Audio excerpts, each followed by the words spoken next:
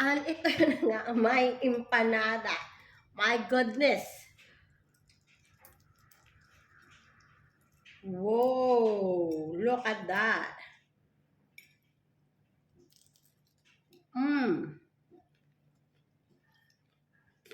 So yummy.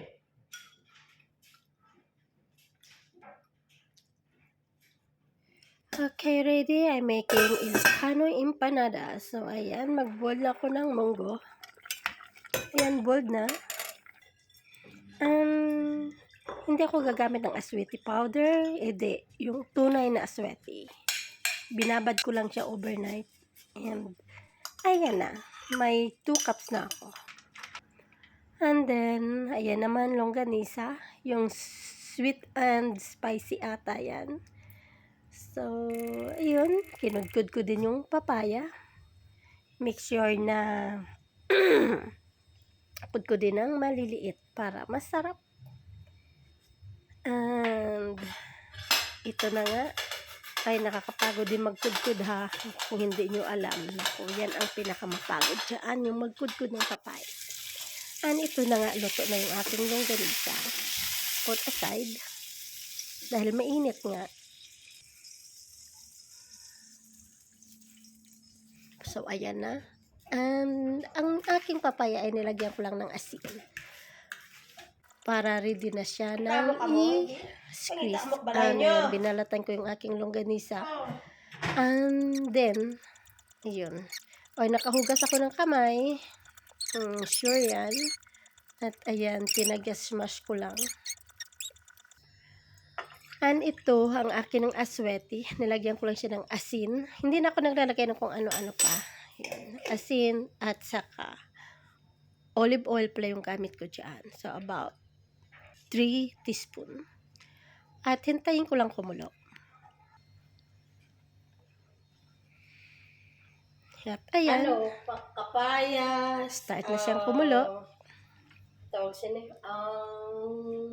munggo, itlog. Medyo madali na medyo mahirap. Actually, pag nag-ingredients lang at saka mga ganito, madali lang.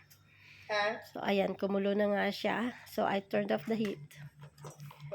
And ito na nga ang aking rice flour. Actually, 500 grams yan. And nilagay ko na yung aking pinakuluan na asweti mix. Dinahandahan ko lang dyan kasi ayoko naman baka kulangin ba. Kasi 500 grams lang naman at saka 2 cups yung aking asweti. So, dinahandahan ko lang baka kulangin yung aking tubig. Pero, it's come out perfectly. Tama lang. At wala pala akong ginamit dyan na quinoa or whatever. Salt lang talaga.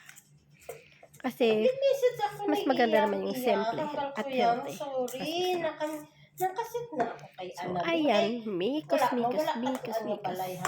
Hanggang sa mabuo ko na nga yun yung magandang consistency ng aking dough. Hambal niya, okay. Wala man sang Actually, madali siyang tingnan. Pero, pag ingredients lang madali. Technique lang talaga yung kailangan. So, hintayin nyo, panoorin nyo hanggang dulo. Kasi ito ay from the scratch. Talagang makikita mo kung paano ginawa. Ayan siya. Konting mikos na lang. And magiging perfect na rin yung aking dough. Ayan. Yun. Naku, may pabola-bola pa. So, bula-bula lang talaga ng dough. Hindi yung bula-bula ng pag-ibig mo. Ayan. Yun. And then, malapit-lapit na yan. Nakakatuwa naman gumawa nito dahil alam na alam ko sa sarili ko na kaya ko. Kaya, ginawa ko. Pinalo ko lang dyan talaga makuha ko yung tamang consistency ng aking dough or butter. Ayan. Hindi rin madali ha. Akala nyo. Hindi madali ang gumawa ng Ilocano empanada. Pero pag nakuha mo na, okay lang, madali lang naman. Yung iba nga dyan, ang ginagawa nila, yung ano lang yung lumpia wrapper. para hindi mo na problemahin yung paggawa ng dough. Doon na lang sa lumpia wrapper, tapos ilagay mo na yung mga sangkap. Hindi At bala, saka iprito. hindi bala dapat bala kita-kita lang na tani ya. O nagdala sila sa mga ano nila. Ako, hindi rin madali ha. Matagal ha. Yan. Sigurado malapit-lapit na yan. Ayun. Di feeling man nga daan. I put it one side. Maghugas ng kamay. Balik sa papaya. So, nisqueeze ko na yung juice ng papaya. Kailangan dry na dry yung pagkakagawa niyan. Diba? Yun. Balik na. Munggo. Nimix ko na lang siya para mas madali. Nga din pa sila nag-anuhaw. Yan. Actually, ganyan parang ang sarap ng kainin. Dahil crunchy na yung crunchy na yung aking papaya. Yan. Mikos, and then here it is. Ready na. Ayan ang aking longganisa, yung papaya, at saka yung mag-asimbo na tayo. Ayun. Ng aking empanada. So, kumuha lang ako dyan ng tama lang. Bakit napatagal ito? Parang, naku, nagiging fresh na yung aking video. Ganon. Ano pa bang hinihintay dyan? Bakit kayo tagal? Pero alam nyo, nakakatuwa. Hello. Nakakatuwa pag ganyan. Actually, yung paper pala dyan, I mean, yung plastic pala dyan, nilagyan ko siya ng oil para hindi mag-stick yung dough. Iyan. Sa una talaga, dahil first time kong gumawa, medyo mahihirap-hirapan ka, pero kinaya. Talagang kinaya. Ayan.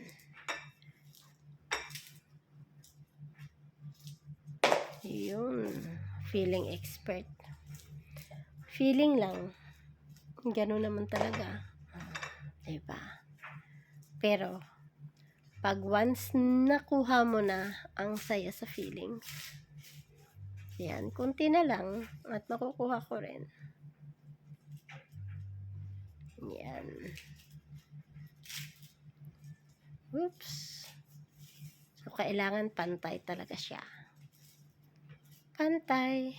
Pero, ang saya sa feelings, palagi kong inuulit dahil nakaka-proud.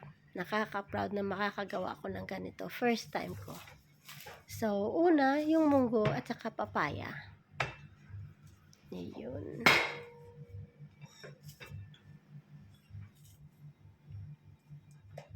Next naman ay yung aking, lagyan pa ng konti. Parang hindi ko masya ba. Yung longganisa. Ayan.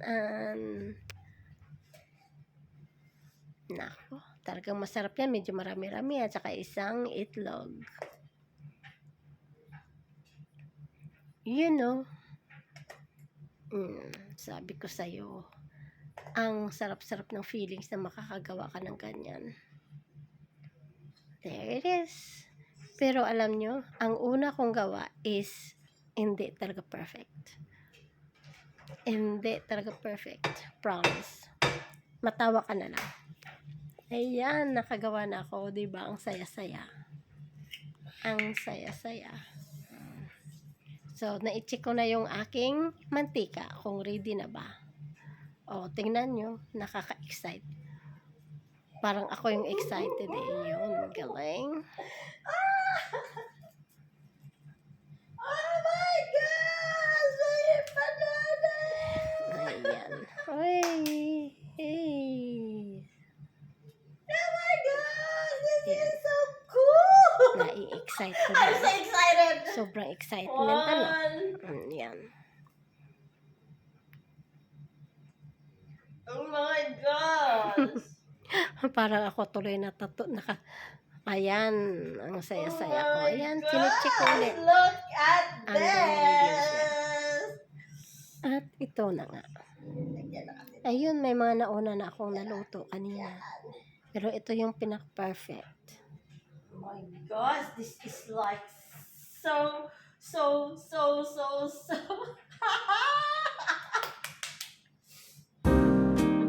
I'm so excited and here.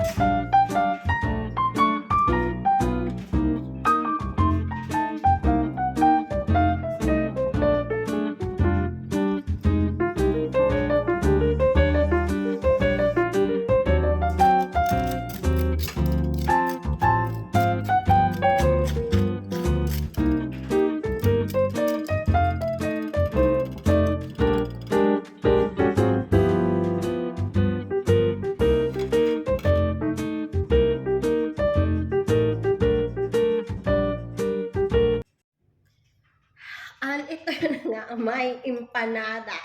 My goodness. Whoa, look at that.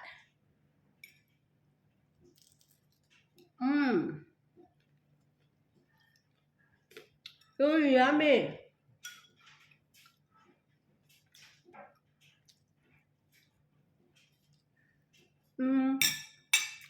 My goodness.